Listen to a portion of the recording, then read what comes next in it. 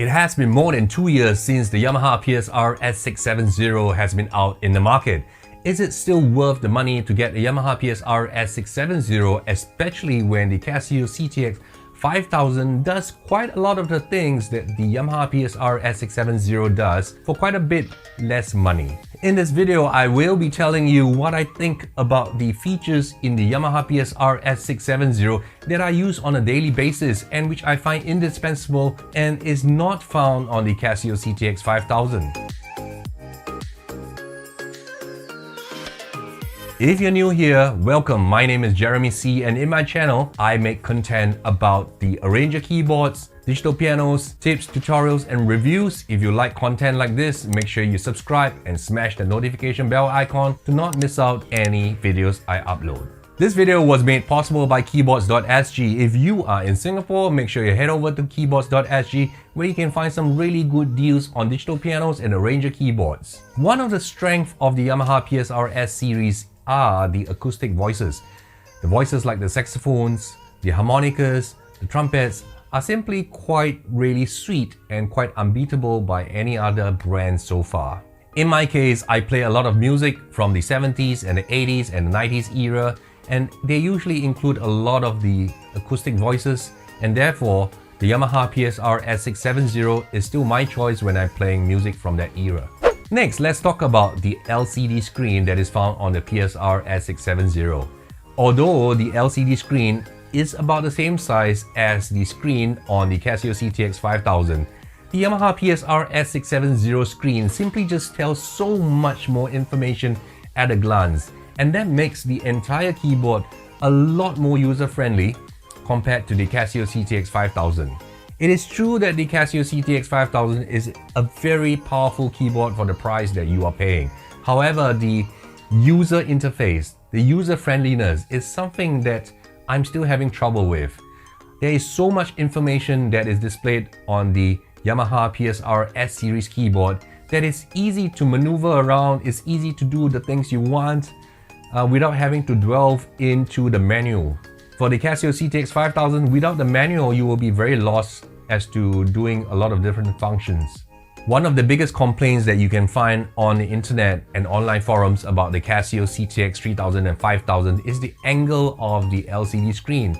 You actually have to go into the menu and change the contrast setting within the keyboard in order to have it more readable at a usual normal playing angle. Whereas for the Yamaha PSR-S670, just right out of the box, the angle of the LCD screen is just perfect. Both the Yamaha PSR-S670 and the Casio CT-X5000 stores voices in style settings in registration memory banks. However, one of the biggest strengths of the PSR-S series is that you can actually name every single bank that you save in. For the Casio CT-X5000, I usually have to keep a separate catalog of which songs I saved in which bank. Whereas on the PSR-S670, at a glance on the screen, I get a full display of all the songs that I've saved listed out in alphabetical order. Not only can you save the name of the songs, but you can actually go deeper in and save the names of each individual button in the bank. So for example, if you have a song that has 3 or 4 buttons, you can actually go in and name each button verse 1, verse 2, chorus 1, chorus 2, or even a bridge. That way you know which button you need to use when you're approaching different parts of the song. This is really invaluable when you build up a big catalog of songs, as you really need to know where all your songs are. Without a system of naming your songs and being able to see at a glance what registration matches whichever song you're playing, things can get a little bit confusing pretty quickly. The next feature that I like about the Yamaha PSR-S670 is the fact that it is able to do a direct audio recording into a USB stick. If I want to record a playing very quickly and send it to a student or send it to a friend to let them have a listen, or I want to send my family members a Christmas song as a greeting for the season, I can simply just plug in a USB stick and start recording straight away. There is no need to bring out a laptop, there's no need to bring out an audio interface as well. Another thing that I find very useful on the Yamaha PSR-S670 is that there is no need to have an external audio interface if you want to send raw audio files into a laptop and computer for further editing, or as part of a DAW system to build your multi-track recording in an audio environment. For the Casio CT-X5000, you will need to purchase an external audio interface and route your recordings as well as your sound output through the audio interface before it reaches the computer. I applaud Casio for putting 2 pedal jacks on the Casio CT-X keyboard. However, the usefulness of the Casio CT-X pedal input jack is not as useful as that on the Yamaha PSR-S670. You can use the pedal to trigger start and stop of the rhythm and your style. You can also use it as a sustain pedal. You can also use the second pedal input jack as an expression pedal input. However, the Yamaha PSR-S670 allows you to configure both the pedal input jacks to whatever different functions you may need. You can see that you can use it to trigger individual fills, individual variations. You can use it to trigger intro, trigger ending. You can also use it to turn on and off different sounds. You can also use it as a modulation. And really, the list of functions that you can assign to both the pedals independently is really something I enjoy and I use very often. One of the most valuable pedal function that I use on the Yamaha PSR-S670 on a daily basis is using the pedal to trigger a registration sequence. What is a registration sequence? For example, you are starting the song with registration memory 1 and you want to jump to registration memory number 4 before going to memory number 2 and number 5 for different parts of the song.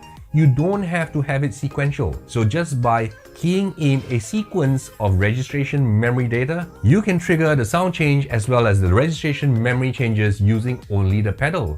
And that is really useful when your hands are full trying to play your chords as well as your melody. A few weeks ago, I made a video on how Casio has hidden one of their functions, which is the one-touch setting function on their Casio CT-X5000 and 3000 keyboard.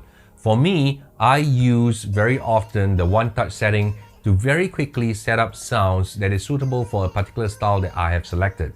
And on the Yamaha PSR-S670, there are 4 OTS one-touch setting voices that has been layered specially for that particular style. Whereas on the Casio CT-X5000 and 3000, you only get one set of one-touch setting sounds that is assigned to each style. These 4 different OTS settings on the Yamaha PSR-S670 is useful in my instance because I might want to use a different set of sounds for the verse and a richer sound combination for the chorus, and I can do that very easily by just going through the different OTS sounds without having to think about what sounds I want to configure. And in relation to the OTS setting on the Yamaha PSR-S670, I use the OTS link function quite often as well. So for example, one-touch setting number 2 will be linked to variation number 2 on the style and rhythm. So just by pressing that one-touch setting button number 2, it will also trigger a fill as well as switching to a busier variation that is linked to that one-touch setting. While both the Casio CT-X3000, 5000 as well as the Yamaha PSR-S670 allows you to create your own styles, it is much easier to create styles on the Yamaha PSR-S670 because all the information and the features parameters that you need to create your own style can be seen on the LCD screen and is so easily accessed. Things like quantization parameters, the key signature, your timing, and all this sort of information that you would need when you are creating your own style is simply placed in such a visual manner that it is so easy to create your own styles. And since we are on the topic of styles, it is undeniable that there are loads and loads of Yamaha styles that's out there on online forums, on the internet that you can download and just dump it into your Yamaha PSR-S670 and build up your library of thousands of styles. The Casio CT-X styles, is a little bit more obscure to come by. There's not a big group of people on the internet. There's not a big community of Casio users who are exchanging Casio user styles. So this is one thing you have to take into consideration when you are considering between the Yamaha PSR-S670 and the Casio CT-X5000. On the Yamaha PSR-S670, it comes with 2 live control knobs with a lot of assignable parameters. loads and loads of different parameters and functions that you can control with the live control knobs, way more than the PSR-E series, the E463. And the live control knobs on the PSR-S670 has so many assignable features that it is really easy to make unique sound shapes when you are playing live for an identity of music that is truly yours. At the end of the day, it is undeniable that Yamaha keyboards usually almost always has a higher resale value when you intend to sell it in future and trade it up for a higher model. It doesn't help that a lot of people associate Casio brand with calculators, wristwatches, and not so much with high-end music instruments, whereas the Yamaha brand usually just sells by itself. And that is the reason why Yamaha is able to charge a premium for their instruments, even though it might contain fewer functions. However, that is a plus point when you're trying to sell your instruments and upgrade, because you will usually retain a higher resale value than a Casio. I hope you guys enjoyed this video. Make sure you like, share, and leave a comment and be part of this community. Till the next time, bye bye.